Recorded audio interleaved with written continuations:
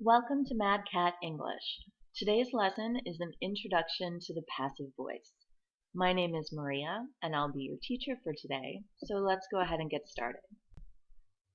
First, let's take a look at a girl. And we have a piece of pizza. Well, what do we think this girl did with this piece of pizza? Well, the girl ate the pizza, right? So we have a very basic sentence here, following the basic pattern of subject, which is the girl, right? Our verb is ate, and the object is the pizza. So if we think about who ate the pizza, the answer is the girl. Because the girl is the one who actually did the action in the verb, this sentence is active, right? So we want to keep in mind an active sentence means that the subject did the action of the verb. Let's compare that to starting with the pizza, but again with the girl. And in this situation, we would say the pizza was eaten by the girl. Here, we still have a subject, right? The subject is the pizza. The verb was eaten. And now the object is the girl. But we could still ask the same question of who ate the pizza. And the answer is still the girl. But if we notice, the girl here is at the end of the sentence. Our subject is the pizza, but the pizza received the action. In this case, when the subject of a sentence receives the action of the verb, we call this passive. So why do we use the passive? Well, one situation in which we use the passive is because you want to emphasize the recipient of an action. For some reason, perhaps the recipient of the action is more important than the agent of that action. So for example, I was chosen to be the announcer by the committee.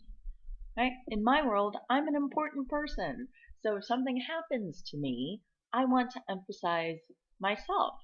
Right? So I might use the passive in this kind of situation. Another situation is if you don't know who or what did the action. For example, our mail was stolen twice last week. Right? We know that something happened to our mail, it was stolen, but we don't know who did that. And we hope they won't do it again, by the way. And our last situation is if the agent of the action is obvious or unimportant for some reason. So for example, Gaelic is still spoken in some parts of Ireland. In this case, Gaelic is a language, right? So if we think about who speaks a language in a country, well, it's obvious it's the people. We're not talking about the dogs. We're not talking about the pigs or the cows. It's the people who speak the language. So we can focus on the language itself. All right, now that we have an idea of why we use it, let's look at how to form the passive. The passive is always a combination of the be verb plus a past participle. Now in these situations, the past participle is the main verb of the sentence. So let's take a look at some examples.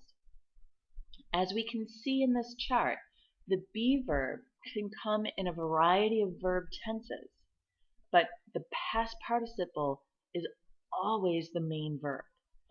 So let's take a look at our examples. Corn is grown by farmers. The report is being reviewed by the director. The package was held for inspection. Our neighbors were being questioned about the burglary. A complaint has been filed recently. The kids will be delighted to see you. The presents are going to be wrapped soon. Now that we have an idea of why we use the passive and how to form it, let's take a look at how we change a sentence from the active voice to the passive voice. First, we want to look at a sentence in the active voice. For example, my friend wrote that song.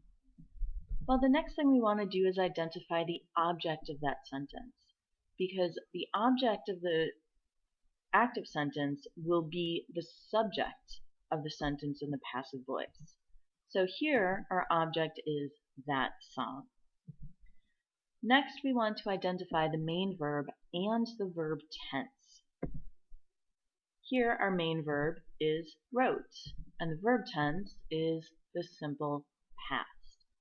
We want to do this because we will use the same verb tense for the be verb in the passive. The main verb we will use in the past participle.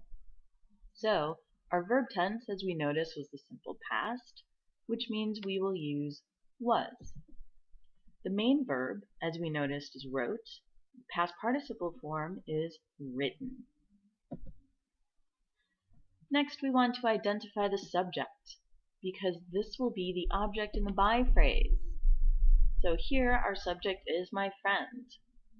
Now we put all of these steps together, and we want to remember to use correct subject-verb agreement, because it's possible that you have a different subject-verb agreement in the active or in the passive. Right? All of this comes together in our passive sentence.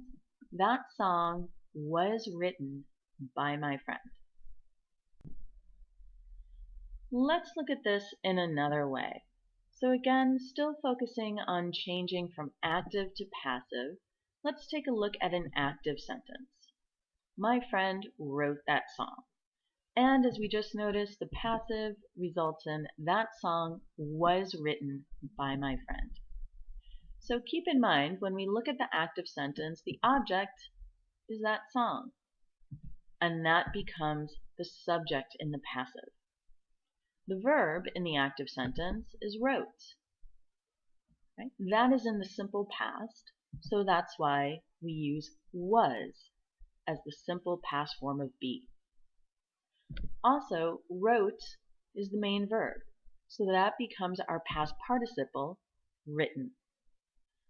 And my friend is the subject of the active sentence, so that becomes the object in the by phrase. Let's take a look at this again with a different sentence. Here our active sentence is the mayor will give a speech. In the passive, this becomes a speech will be given by the mayor. First, we take a look at the object in the active sentence, a speech. And we see that becomes the subject in the passive. The verb in the active sentence is will give. And if we notice, that is in the future, using will. So we use the future with be, will be. And because give is the main verb, that becomes our past participle, given. Finally, the mayor is the subject of the active sentence, so that becomes the object in our by phrase. Now that we have an idea of how to change a sentence from the active voice to the passive voice, let's give it a try. We want to change the following sentences from active to passive. Use the same verb tense as the active sentence, and be careful with subject-verb agreement. All right, number 1, jewelers make earrings. In the passive, this becomes earrings are made by jewelers. Number 2, the instructor taught this grammar point last week. In the passive, this becomes this grammar point was taught by the instructor last week. Number 3, the city is going to build a new subway line. In the passive, this becomes a new subway line is going to be built by the city. Number 4, the kids have eaten all of the candy. In the passive, this becomes all of the candy has been eaten by the kids. Alright, now that we have an idea of how to use the passive and change from active to passive, let's check our skills with some editing. We want to correct the mistakes in the following sentences. And we want to make sure to keep all sentences in the passive voice. So number 1, we have the kittens were taken to the shelter by our neighbors. Well, taking is wrong. That is a present participle. We want to use the past participle of taken. Number 2, a decision has made by the judges. Well, again, the verb here is wrong because we need to remember the passive always uses a form of be. Therefore, we need a decision has been made by the judges. Number 3, the best dancer will be won by the prize. Okay, in this case, we need to think about who is doing the action and who is receiving the action. In this case, it's the prize will be won by the best dancer. And number 4, news reports are right by journalists. Well, we want to keep in mind that in simple tenses, we don't just combine the be verb with other main verbs, right? We need a past participle with a be verb. So in this case, the correct way to say this is news reports are written by journalists. Okay, so that was our brief introduction to the passive voice. Keep in mind that if you like this video, please go ahead and like it or share it with your friends. And if you ever have any questions, please feel free to email me at madcatenglish@gmail.com or simply post your questions in the comment section below. I hope you enjoyed our lesson today, and my own Mad Cat Browbrow and I wish you mad English. We will see you for our next lesson. Take care.